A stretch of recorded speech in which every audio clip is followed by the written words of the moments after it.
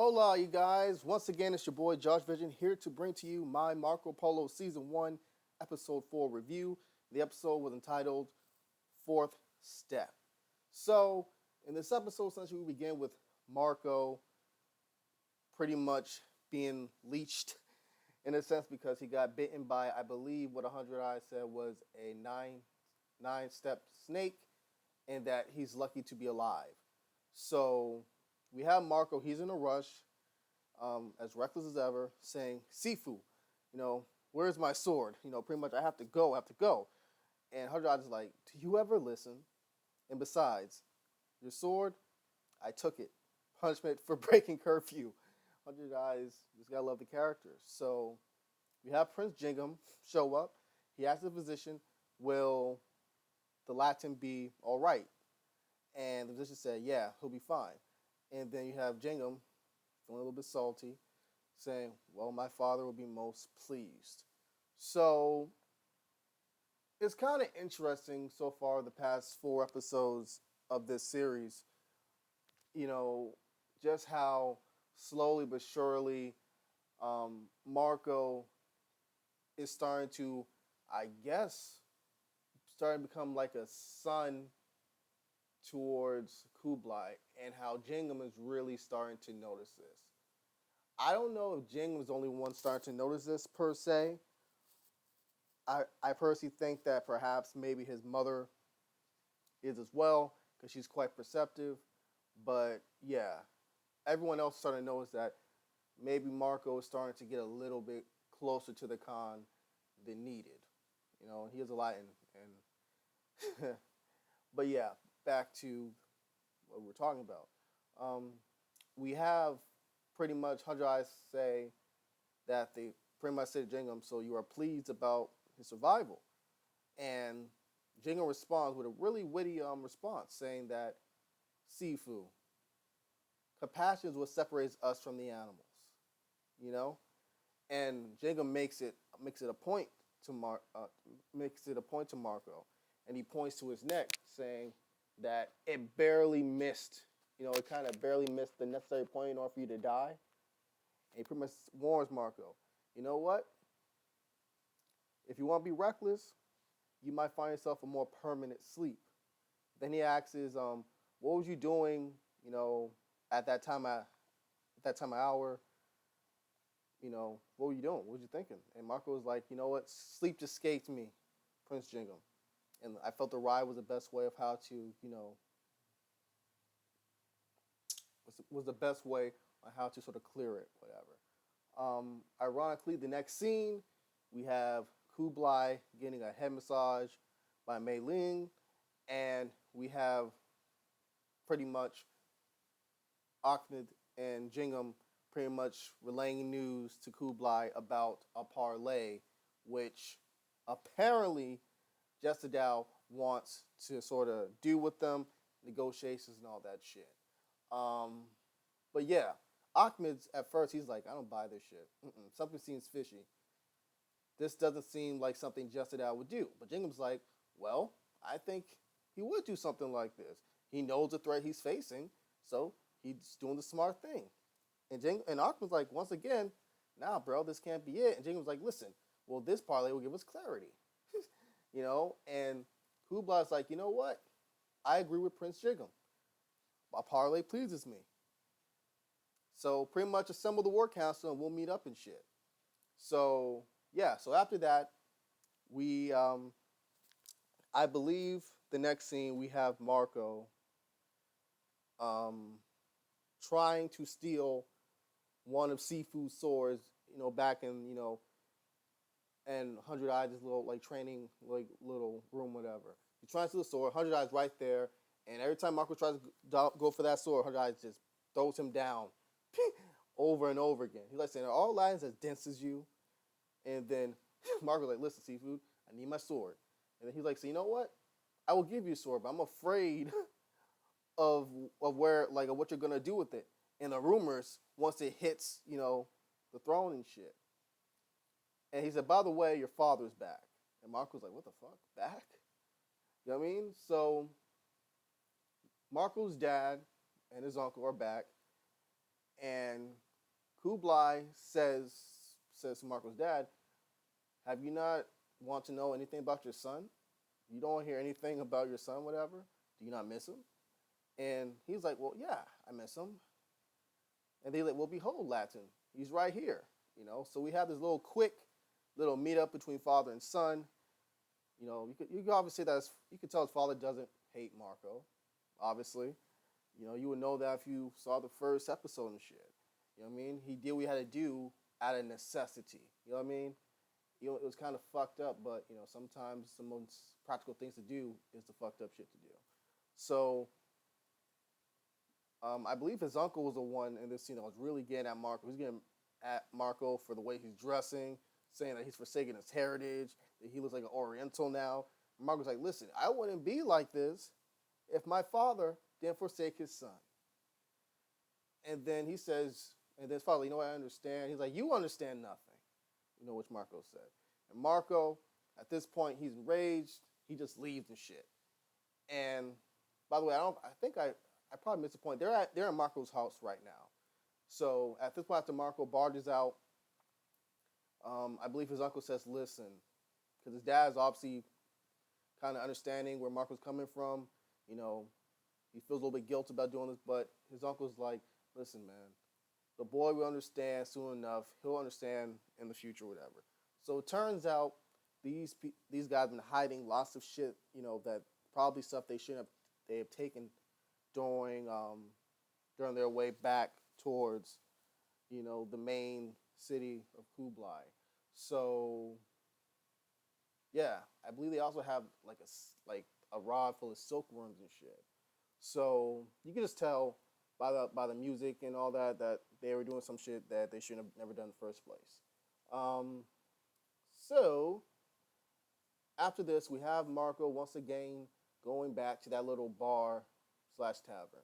And he wants answers. He wants to know where that mysterious motherfucker who's been pretty much been receiving jewels and all types of trinkets and shit from the Blue Princess. He wants to know where the motherfucker's at. He thinks the Blue Princess is in danger. And he wants to know. And the guy that was there, I believe he's the guy that runs the whole bar and tavern, he pretty much ain't giving Marco any answers. And Marco at this point is like, "Listen, bro, give me my answers." The dude's like, "Oh, really?" And that's when a little brief scuffle happens. And the dude looks a lot stronger than you would think. And he knows how to fight, just throwing knees at Marco and shit. And the only way Marco was able to escape is by getting one of those little horns that were on top, that was above his head, and stabbing him directly in the shoulder, and then pinning him up against one of the posts in the tavern. So the guy gives him, the stuff that he needs. And Marco's like, "Listen, don't make me return back." And the guy's like, "Please do." Like he wants to fuck him and shit. It's hilarious. But yeah, so Marco finds the mysterious guy or whatever, and he beats the shit out of him. And he's only spared because due to Yusef and his men of like a scene or so before, actually going through Marco's house and discovering all the shit that was stolen by his father and his uncle. So pretty much the guards saved that guy's life. And the guy mentions to Marco that, "I don't intend to try to hurt or kill the Blue Princess." Right before Marco's arrested. Marco's like, "Let me go, let me go, let me go." So Marco's thrown in the prison with both his father and his uncle. He's like, "Listen, you can ask Yusef. I was gone and shit. I had nothing to do with this." And one of the guards like, "Listen, this is on Yusef's orders." And Marco's like, "What the fuck?" Then he turns to his father and uncle. He's like, "Fuck, what the fuck did you guys do this time?" So after this, we have this interesting scene with Jingham and one of his wives. He's still on his feelings, whatever. And it's understandable because due to the whole thing about his Mongol culture, whatever, and how people feel as though that he's too Chinese, that essentially he is a Chinese since he essentially grew up in that culture and all that shit, and how Kublai is starting to become more Chinese. But Jangum's literally the scapegoat for everything. Remember how in episode 3, Kaidu was constantly going at Jingham. Constantly. You know what I mean? About Jingham not being a great warrior, not truly representing the true blood of Genghis that a Mongol general would never have lost a battle, especially a battle like that, even with overwhelming odds. So many things are going through Jingum's mind. Not just that, like I mentioned before, the whole thing about Jingum noticing that Kublai and Mark were starting to develop a father-son bond or something like that. So, and also that beatdown that he sort of took and the humiliate that that Kublai gave him, which Jingum did start, but still. Um, so he has so much things on his mind. So he's telling his wife, or I would say one of his many wives, that was his favorite wife, that at one point he was stabbed. No, no, he had an arrow shot at him through the back, and I believe he was.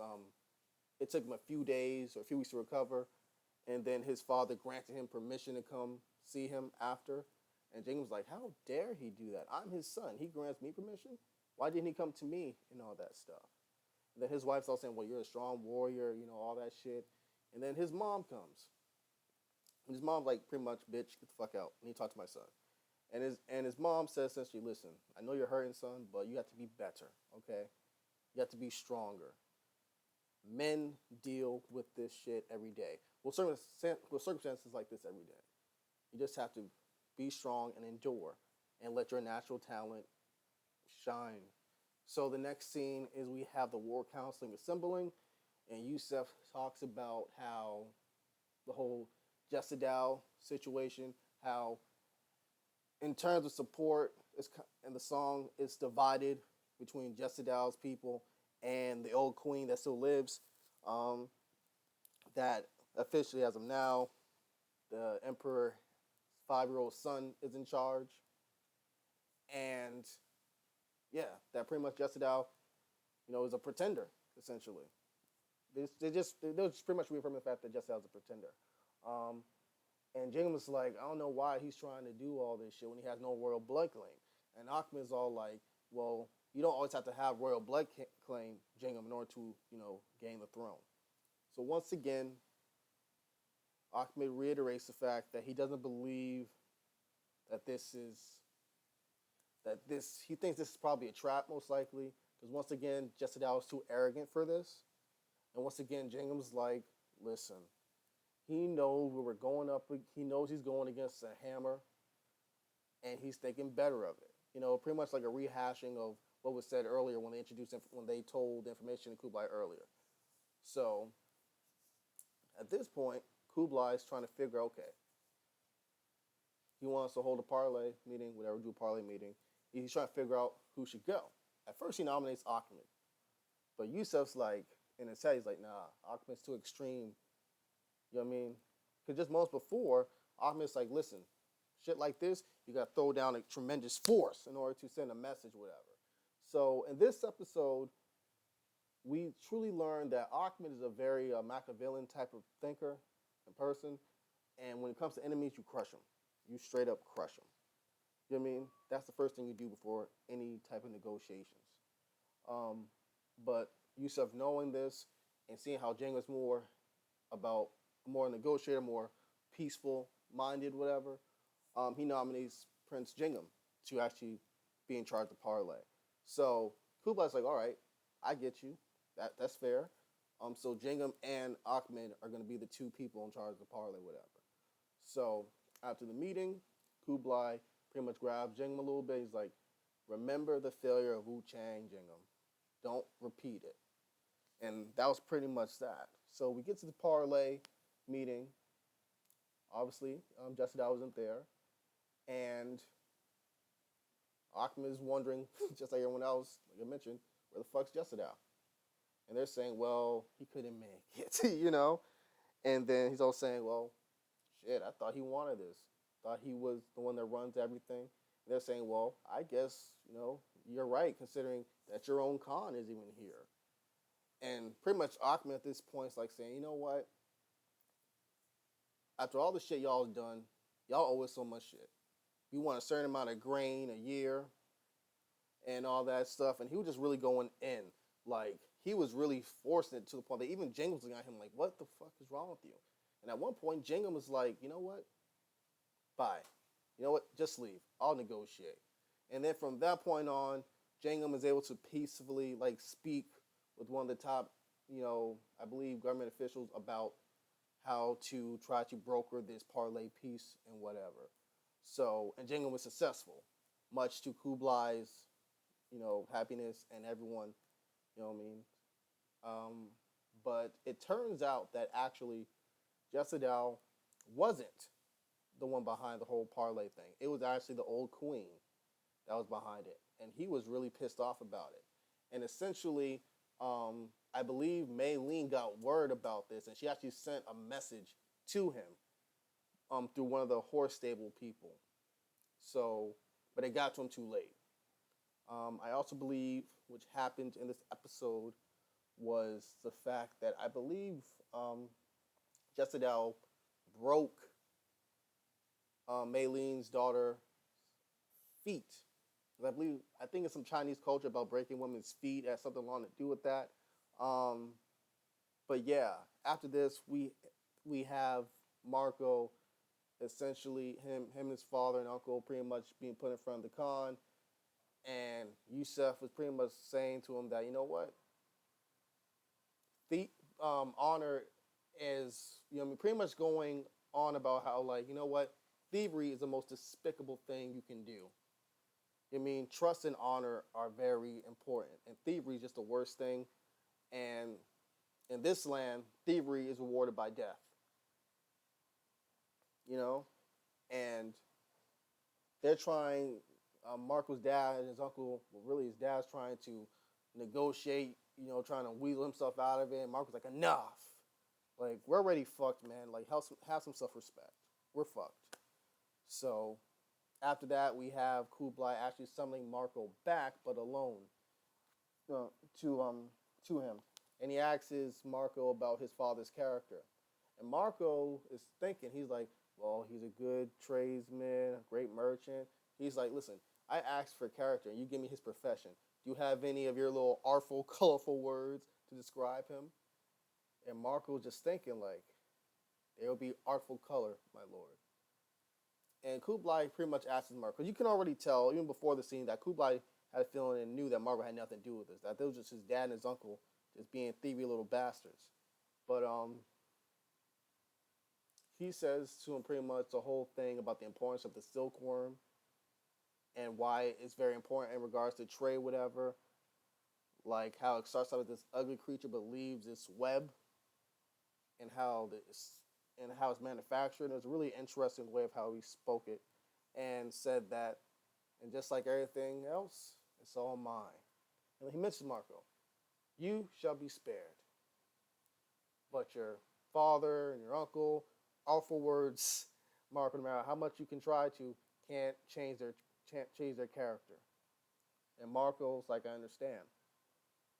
So this episode ends with a bang because we have Marco and Kublai playing like a version of Chinese chess. And Kublai pretty much says to Marco, you know why we relate so much? Because you're a thinker like me, Latson. And he understands the fact that there's so much going on in your mind, whatever, and so much shit, whatever. Especially, he sort of compared this to sort of like being a king. How you have to have a certain way of how to handle things and all that shit.